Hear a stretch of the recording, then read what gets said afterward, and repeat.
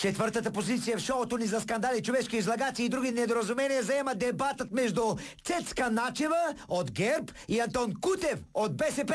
Актуалната в последно време тема: имало ли е купуване на гласове на изборите в село Брест? Ние говорим не за това дали изборите да бъдат 2 в 1, а просто да спрете да купувате гласове всички.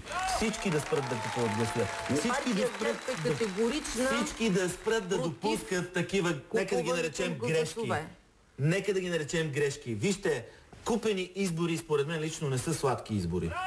Ето, виждате ли как се подхвърля нещо в общественото пространство и в момента по начина, по който излиза, вие просто като че ли вече вярвате. Чакайте малко, какво се подхвърля? Аз не говоря за вас. Аз не говоря за вас, аз говоря и за БСП. ГЕРБ е единствената партия, която на плаката на кандидата си е записала, че купуването на гласове е престъпление. Тогава какво прави вашия кандидат там, където се раздават пари? Значи той не купува гласове. Ама разбира се, че не е купувал гласове. Давал им е пари на заем срещу политическо обещание. Значи той не купува гласове. А там, където се раздават пари, какво прави? Значи, просто не би могло да се твърди, че един факт на раздаване на пари означава купуване на гласове.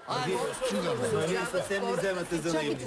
Не, съвсем не мислите за наивни. Не. Защо точно вечерта в 9 часа се раздават? Защо точно в 9 часа вечерта в деня преди изборите се раздават пари? Нали всички това питат? Защо точно в 9 преди изборите кандидат кмета раздава пари? От тук започнахме. Защо точно в 9 часа вечерта в деня преди изборите се раздават пари? Кой е този, който раздава? Ами, не мога да ви отговоря на този въпрос, защото нашия кандидат в ролята на какъв? Той отива там, защото е повикан от хората. Знаете ли по селата, когато няма? Е кандидата на ГЕРБ. Вярно е, че е кандидата на ГЕРБ, но той е най-авторитетният и представителният човек в селото, който има доверието на своите съселени. Той за това е потърсен, защото там започва да назрява скандал.